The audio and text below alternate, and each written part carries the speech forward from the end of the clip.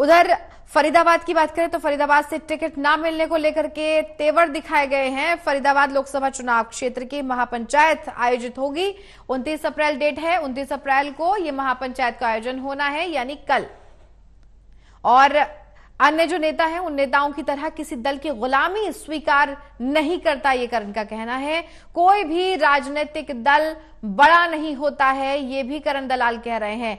और उनका ये भी कहना है कि कांग्रेस पार्टी ने उसे टिकट दिया जिसने आवेदन ही नहीं किया। तो ये कहीं ना कहीं नाराजगी के स्वर हैं।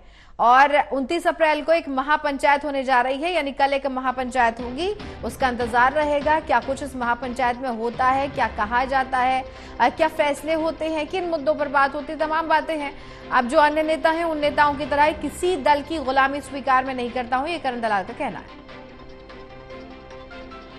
सलाह से, क्योंकि ये हमारे इलाके के भविष्य का मुद्दा है और पिछले 2 साल से लोगों ने इतना मुझे प्यार और आशीर्वाद दिया, तो मेरा भी ये कर्तव्य बनता है कि मैं सभी लोगों से, इलाके की 36 बिरादरी के लोगों को हालात बता करके और लोगों का हुक्म लूं कि भाई, और उनका धन्यवाद भी करूं कि आपने अलग पार्टी में होते हुए भी जो मेरी हौसला अफजाई की, मेरा समर्थन किया, मुझे चुनाव में जिताने का वादा किया, मैं आपका एहसानमंद हूं।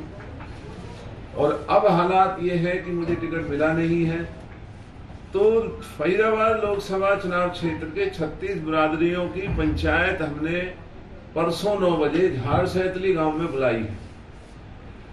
वहां हम पूरा जो लोकसभा चुनाव क्षेत्र का जो माहौल है लोगों के सामने रखेंगे और लोगों से हुक्म लेंगे कि लोगों ने हमें क्या आदेश देना है। तो क्योंकि अगर मैं बिना लोगों के और आज इसमें बिना उनसे पूछे लग जाता हूं कहीं भी, तो लोग कहेंगे कि भाई तूने हमें खराब किया, हमारी पार्टियों में रहते हुए भी जो हमने तेरा वादा किया, सरेआम तेरी सिफारिश की, तो तू हमें छोड़ के। और इसी पर ज्यादा जानकारी हमारे सहयोगी दिनेश आप तक पहुंचाएंगे। दिनेश, फरीदाबाद से टिकट नहीं मिला, इसको लेकर के देवर कहीं ना कहीं करण दलाल दिखा रहे हैं, वो काफी नाराज भी दिखाई पड़ रहे हैं। और अब महापंचायत बता रहे हैं कि महापंचायत भी होगी, उसमें कुछ निर्णय लिया जाएगा, क्या कुछ विशेष? पार्टी ने फरीदाबाद लोकसभा सीट से पूर्व मंत्री महेंद्र प्रताप को टिकट दिया है। उससे कहीं ना कहीं पूर्व मंत्री करण सिंह दलाल नाराज हैं। पिछले लंबे समय से ये भी प्रयास कर रहे थे कि उनको पार्टी टिकट दे। कई कार्यक्रम और एरिया भी इन्होंने फरीदाबाद लोकसभा क्षेत्र के अलग अलग विधानसभा क्षेत्रों में की थी।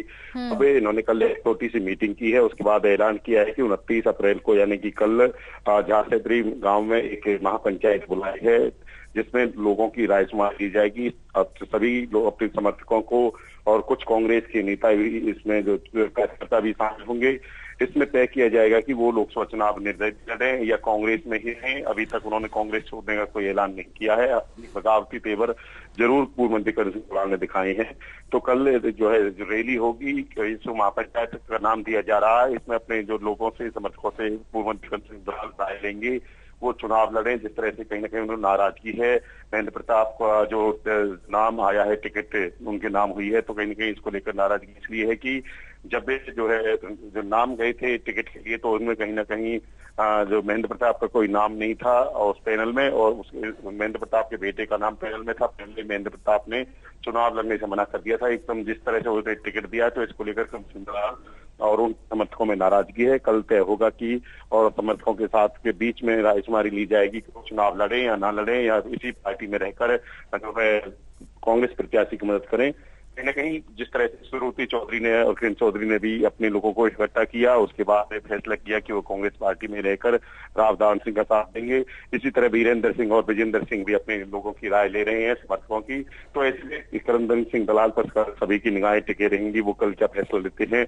यदि वो निर्दलीय चुनाव लड़ते हैं तो निश्चित तौर पर मुकाबला त्रिकोणीय होगा। कांग्रेस को इसका सीधा सीधा नुकसान होगा, क्योंकि जाट बाहुल्य जो क्षेत्र से बड़े नेता करण सिंह दलाल हैं, पूर्व मंत्री भी रहे हैं और कई बार विधायक रहेंगे, तो ऐसे में कहीं ना कहीं कांग्रेस को नुकसान निश्चित हो सकता है।